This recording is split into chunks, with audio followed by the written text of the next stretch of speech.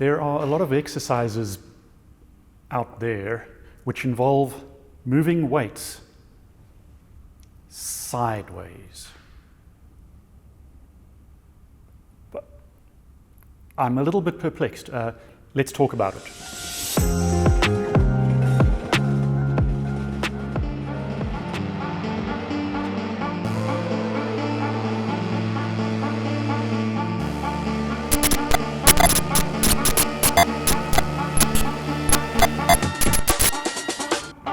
Okay, quick summary of the video. I'm going to show you 6 different exercises and I'm going to talk about each one, but they all kind of have the same problems, right? The first one is this, the next one is this, then this kind of thing, and this one. I'm sure you've all seen this, and of course my absolute worst one, this. All of these are exercises you absolutely shouldn't do, and I'm going to explain why. Before I even start, let's address what is very obvious about these exercises. There is no resistance in the direction that you are moving the weight. Okay, of course, because I'm moving it sideways. All right, I can even do it with my little finger. I can move the weight sideways. So the resistance in the direction that you're moving the weight is insufficient for any strength gains. That's out of the way. Now let's talk about what these exercises are actually doing. By the way, I don't know the names of any of these exercises, so I'm just going to make them up. Standing plate squeezing push thing. What's going on here? Right, the prime movers, the muscles that are causing the movement are the front of my shoulder, mainly front of my shoulder. All right, hardly anything else. The chest is just squeezing. All right, is this a chest exercise? Well, no. If I want to work my chest, I need a full range of motion, right? In this one, it's just squeezing. Look, here's the little range of motion I'm getting here.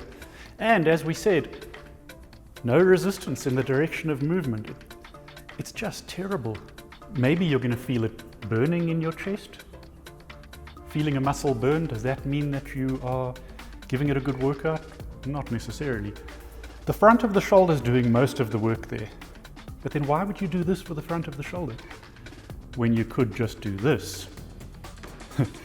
Although front raises are another exercise that you shouldn't do, and I'll tell you why one day.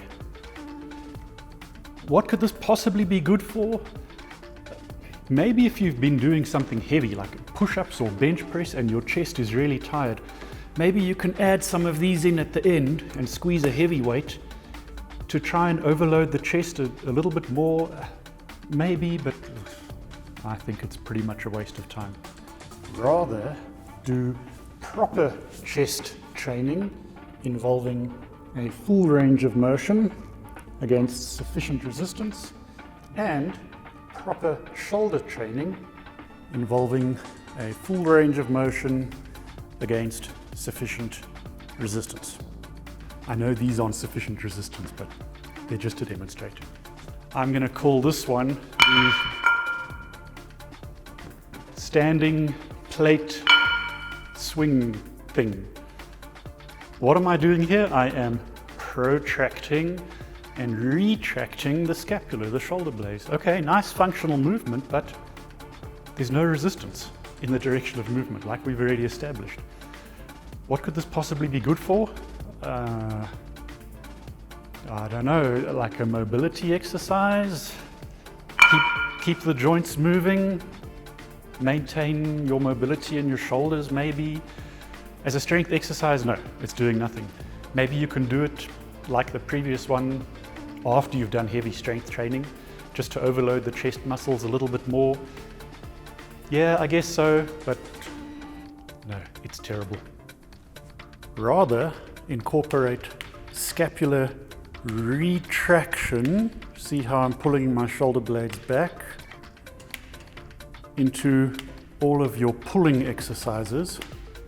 Let the shoulders round and pull them back, and incorporate scapular protraction. See how I'm rounding my shoulders into all of your pushing exercises. Now there is resistance in the direction of movement, which was protraction and retraction. This one I'm going to call standing shoulder abduction, horizontal adduction and extension, or just standing and I lift the weights and I move them in front of my face and I put them down again. Okay, what's happening here? So perfect, lifting weights, great for my shoulder. Oh, okay, what's this doing? Nothing, because there's no resistance in the direction of movement. I'm shifting the emphasis from the middle shoulder muscles to the front shoulder muscles, and then I'm lowering.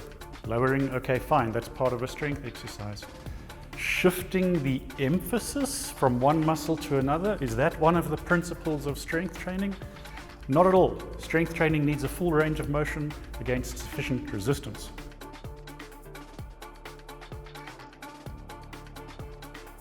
Of course, you can also do it like this: lift, lower, then lift in the front, and lower. Okay, so technically we do have raising and lowering over there, and raising and lowering over there. Okay. What's the chance that the weight you need to use here is identical to the weight that you need to use here? No, I don't know, not very good. So again, separate the exercises. Just remember, this is one that you should never do, but let's just say it's okay, then do this one by itself. Do something over here by itself, do something over here, and then do something over there. Of course, all the different positions. What am I doing here? What am I doing? Why am I moving the weight sideways? I don't understand. Why don't I just lift them up?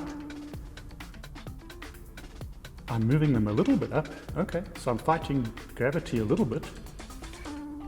But why the forward and backwards motion? I don't understand. There's no resistance in the direction of movement when you are moving a weight sideways. So why include that in the movement? It's going to start stressing out the front of my shoulders again. But if you want to work the front of your shoulders, do a front of shoulder exercise.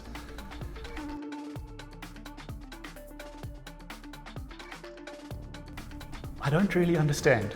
Have a look at the alternatives. Rather do the same exercise, but work against gravity. Lift the weights straight up. I don't know where this came from. I don't know why it exists. Right, let's have a look at this one. Very common. This is for the rotator cuff muscles. I'm using my external rotators to go that way. I'm using my internal rotators to go that way against zero resistance, because there's no resistance in the direction of movement when you are moving a weight sideways. Unless you've got like your car there and you do that, okay, there's going to be some resistance. As a warm-up, yeah, maybe. I'm decelerating the weight there and accelerating the weight, decelerating it there, accelerating the weight there. I'm not doing anything in the middle. If you're really in a rush and you want to do this to warm up the rotator cuff muscles, which is a good idea, by the way, getting blood flow to the rotator cuff muscles, then yeah, go for it. But why not do an exercise that has more constant resistance throughout the range of motion? Rather, take the time to do this. Now the resistance is more constant throughout the range of motion. I've lost the resistance up here, but of course it is still much better than doing the movement sideways. We've got to do the internal rotators as well. So for that, of course, you can do this. My favorite is this.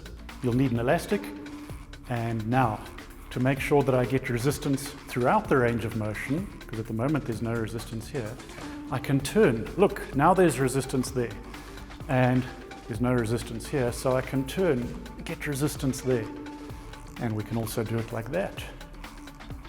Of course, you can do your internal rotators as well in the same way, like that, and like this.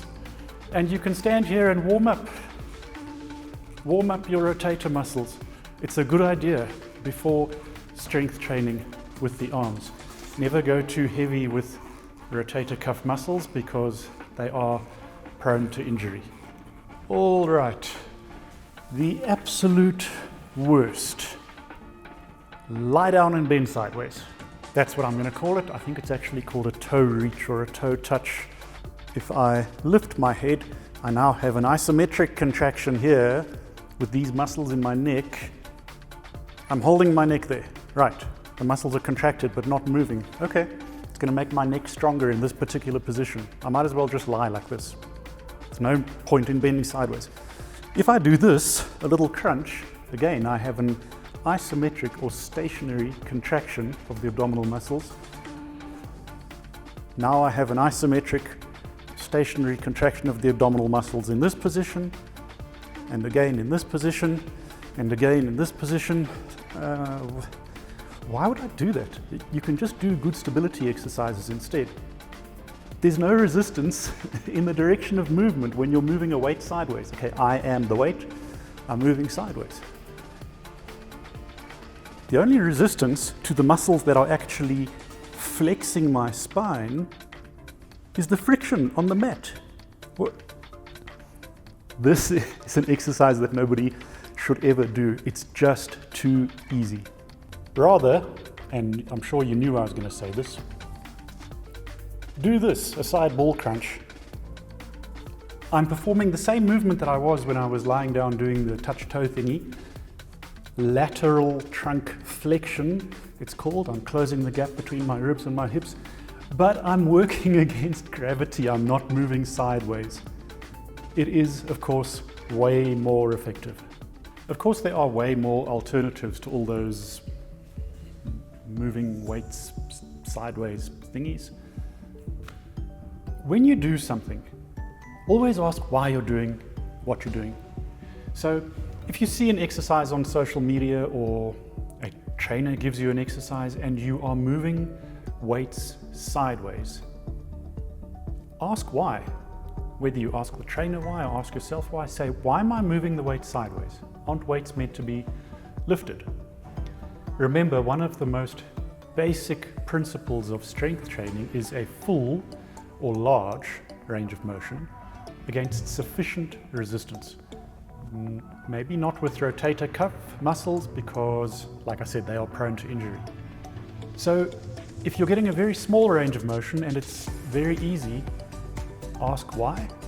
See if there's an alternative that provides the same movement with a large range of motion and sufficient resistance. Of course, you can check out this video to find out what your resistance should be. It's just a very rough guide, but it'll help you. And that's about it for today. Don't move weights sideways. Yes, it's better than sitting at home on your couch or looking at your phone, but there are much, much better alternatives out there that will give you the results that you want. That's it for today. Thank you so much for watching. Please hit that thing and the subscribe thingy and do all those things that the young people know about. Thank you so much. I'll see you next time.